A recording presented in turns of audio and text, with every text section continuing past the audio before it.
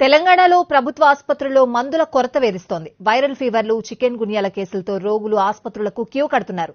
మందులు లేవని ప్రభుత్వ ఆసుపత్రులు చేతులెత్తేస్తున్నాయి. సెంట్రల్ డ్రగ్ స్టోర్ నుంచి మందుల సరఫరా నిలిచిపోయింది. సీజనల్ వ్యాధులు విజృంభిస్తున్న ఆసుపత్రుల్లో మందుల కొరతపై దృష్టి పెట్టలేదు అధికారులు. 30 నుంచి 40% మందుల కొరత ఉన్నట్లు తేల్చారు.